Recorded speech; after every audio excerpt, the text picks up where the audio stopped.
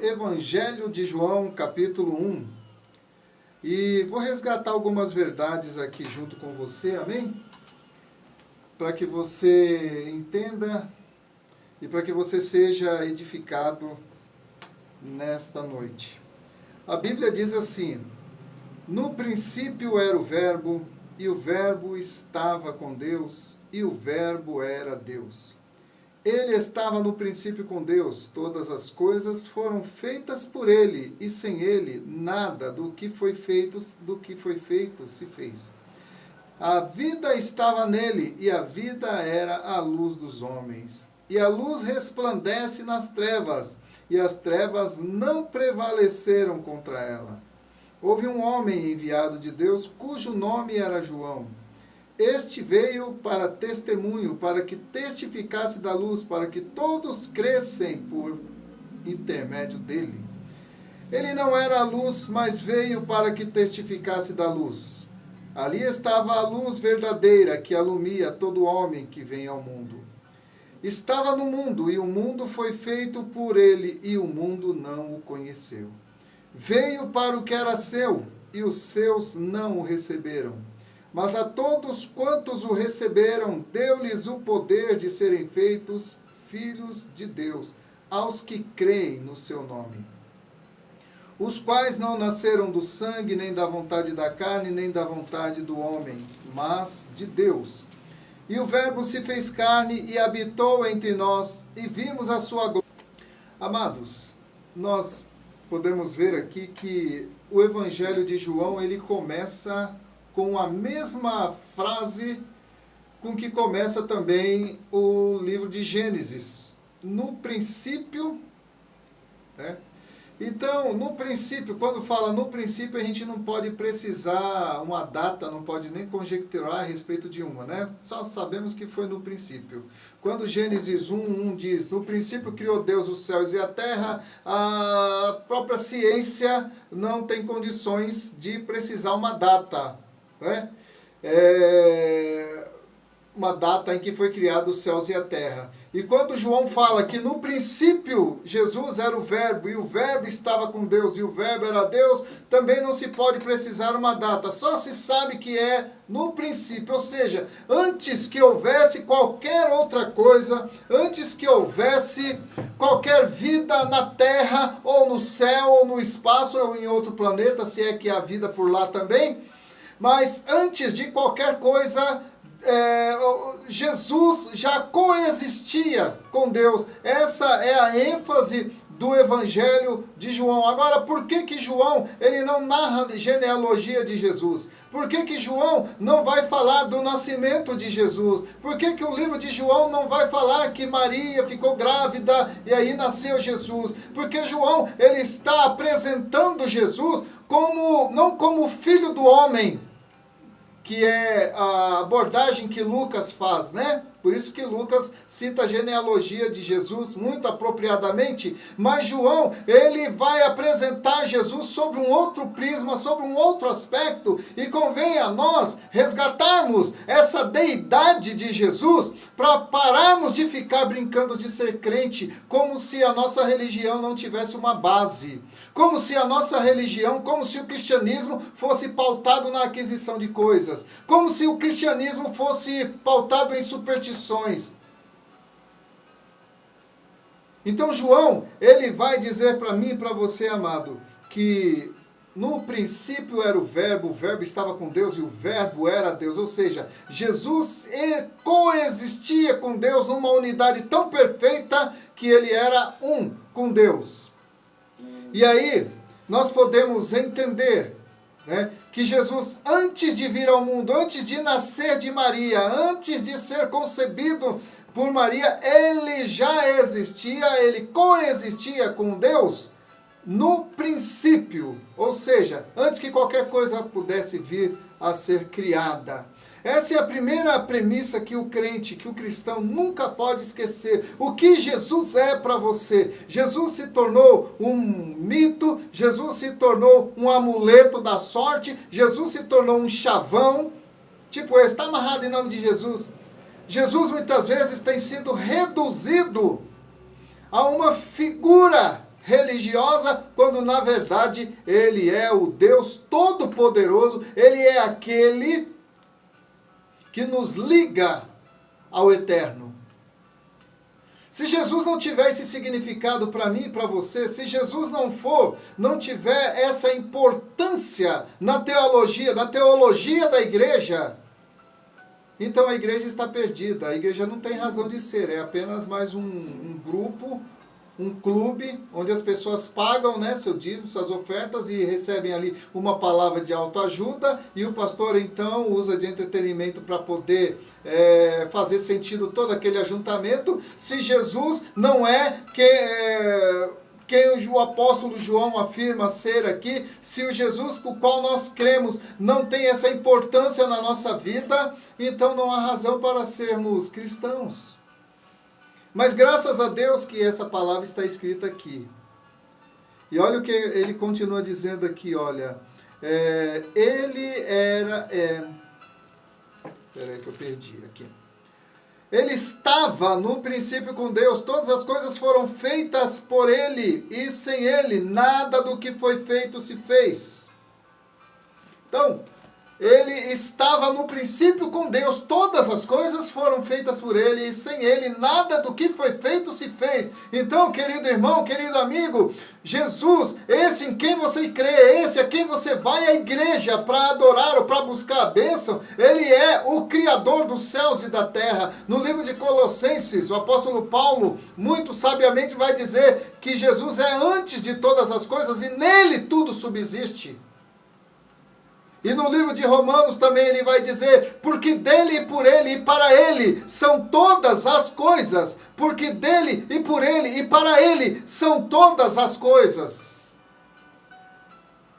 Então, amados, nós faríamos bem em refletirmos mais em quem é Jesus para nós. Se Jesus é um amuleto da sorte, se Jesus é um recurso para você se dar bem na vida, ganhar dinheiro, se Jesus é uma figura esotérica para você ter mais sorte na vida, como alguém que carrega um pé de coelho no bolso, ou como alguém que carrega um galho de arruda atrás da orelha,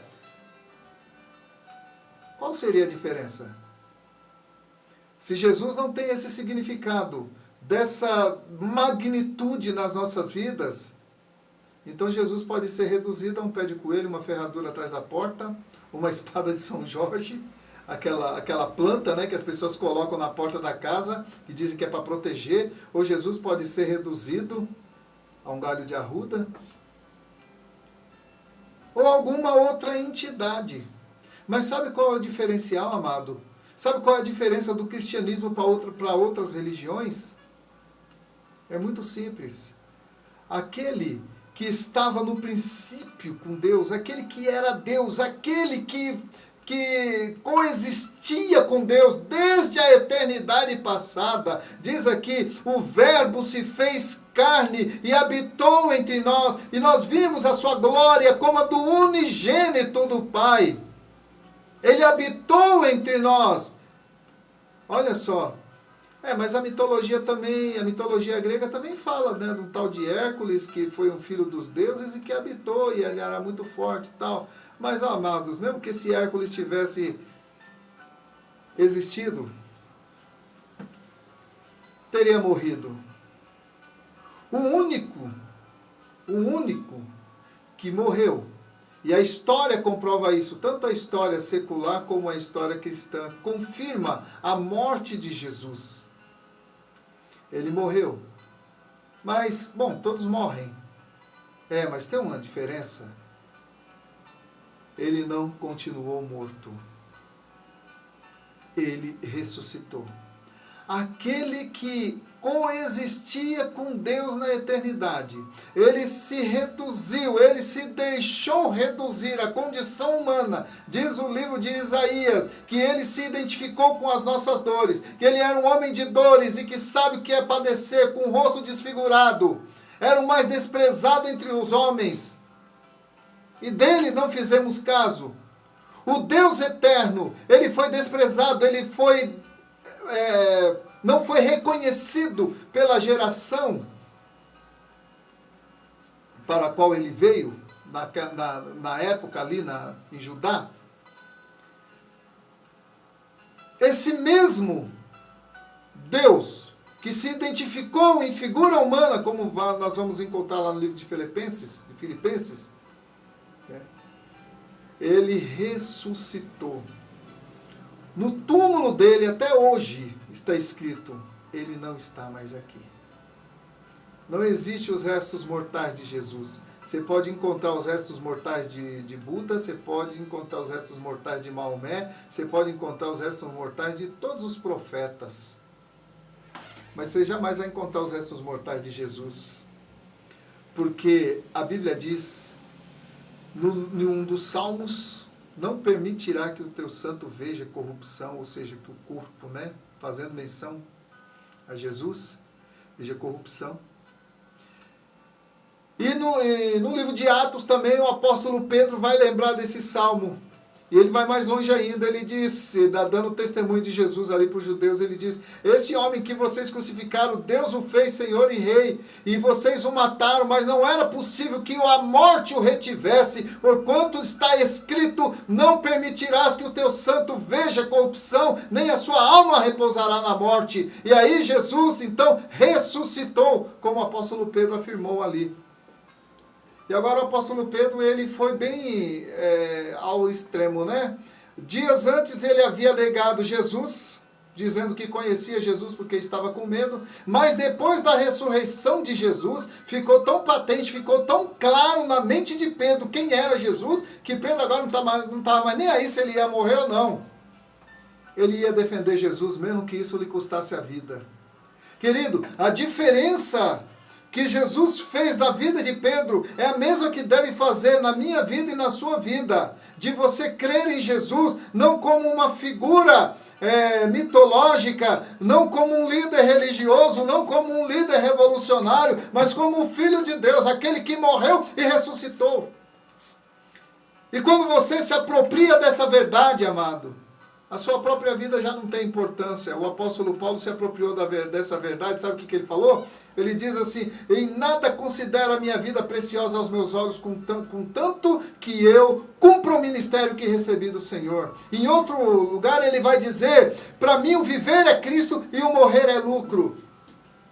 Porque o apóstolo Paulo conheceu esse mesmo Jesus de quem João fala aqui, esse texto que eu acabei de ler para você.